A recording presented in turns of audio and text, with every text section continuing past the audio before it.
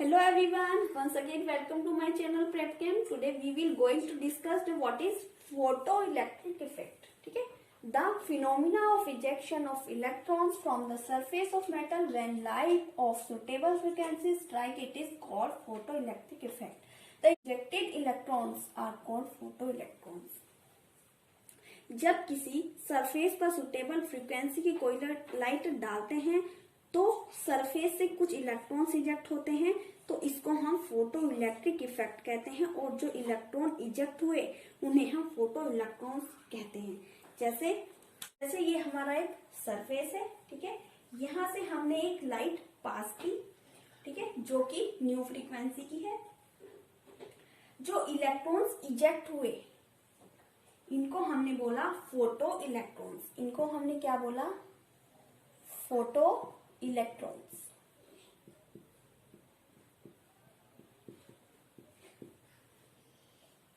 ठीक है, और इस सारे प्रोसेस को हमने बोला फोटो इलेक्ट्रिक इफेक्ट। अब ये जो एक्सपेरिमेंट किया इसके कुछ रिजल्ट आए। रिजल्ट क्या क्या है ये देखते हैं हम। When beam of light falls on a metal surface, electrons are ejected immediately. मतलब जब कोई लाइट बीम की सरफेस पर स्ट्राइक होती है तो इलेक्ट्रॉन्स इजेक्ट होते हैं। ठीक है, फिर आया हमारा number of electrons ejected is proportional to the intensity और ब्राइटनेस ऑफ लाइट। मतलब कितने इलेक्ट्रॉन्स इजेक्ट हो रहे हैं वो डिपेंड करते हैं लाइट की इंटेंसिटी पर। ठीक है, जितनी ज्यादा लाइट की इंटेंसिटी और फ्रीक्वेंसी होगी उतने ज्यादा इलेक्ट्रॉन इजेक्ट करेंगे। ठीक है, फिर आया थ्रेशोल्ड फ्रीक्वेंसी, न्यू नोड। ठीक है, for each metal there is a characteristic minimum frequency below when photo electric effect is not observed, this is called threshold frequency. मतलब फोटो इलेक्ट्रिक इफेक्ट अकर कराने के लिए फ्रीक्वेंसी का होना बहुत ही जरूरी है। ठीक है, और फ्रीक्वेंसी अगर कम होगी तो फोटो इलेक्ट्रिक इफेक्ट कम होगा, तो उस फ्रीक्वेंसी को हमने क्या बोला?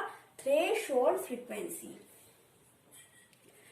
If frequency of light is less than the threshold frequency there is no ejection of electrons matter how long it falls on surface और how high is its intensity.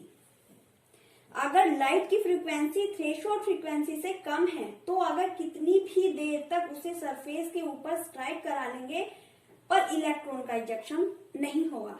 ठीक है, लेकिन जैसे ही फ्रीक्वेंसी थ्रेशोल्ड फ्रीक्वेंसी से ज्यादा हो जाएगी तो इलेक्ट्रॉन्स जो होंगे वे इजेक्ट होने लगेंगे। ठीक है, तो क्या है थ्रेशोल्ड फ्रीक्वेंसी? अगर न्यू फ्रीक्वेंसी की रेज किसी भी सरफेस पर डालते हैं, अगर क्या है न्यू ग्रेटर देन है न्यू नोड से, ठीक है, तो इजेक्शन होगा। और अगर न्यू लेस देन है न्यू नोड से तो इजेक्शन नहीं होगा। फिर आती है बात फोटो इलेक्ट्रिक वर्क फंक्शन यानी कि W नोट। तो the minimum energy required to eject electrons is called photo electric work function. Minimum energy मतलब कि मिनिमम एनर्जी जो है वो चाहिए ही चाहिए। अगर इससे कम होगी तो इजेक्शन नहीं होगा और अगर इससे ज्यादा होगी तो इजेक्शन होगा। और एनर्जी जो है ना वो काइनेटिक एनर्जी में कन्वर्ट हो जाएगी। तो मिनिमम एनर्जी क्या होगी? W naught is equal to H nu naught. W naught क्या है? इसमें वर्क फंक्शन है, ये है वर्क फंक्शन। और H न्यू नोड क्या है? Threshold frequency. H nu naught क्या है? Threshold frequency. अब आती है बात एनर्जी ऑफ इजेक्टेड इलेक्ट्रॉन्स। ठीक है, सपोज फ्रीक्वेंसी बहुत ज्यादा है किसी भी थ्रेशोल्ड से, ठीक है, तो इजेक्शन होगा। और इजेक्शन होने पर जो इलेक्ट्रॉन बाहर आ जाएगा, बाहर आने पर भी इलेक्ट्रॉन में जो एनर्जी है ना तो वो एनर्जी काइनेटिक एनर्जी में कन्वर्ट हो जाएगी। तो उसका फॉर्मूला क्या होगा? फॉर्मूला होगा H nu is equal to H nu naught plus 1/2 M naught nu square.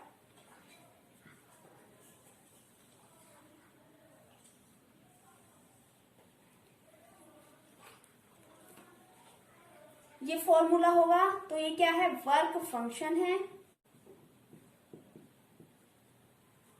Minimum energy required है एच न्यू नॉट,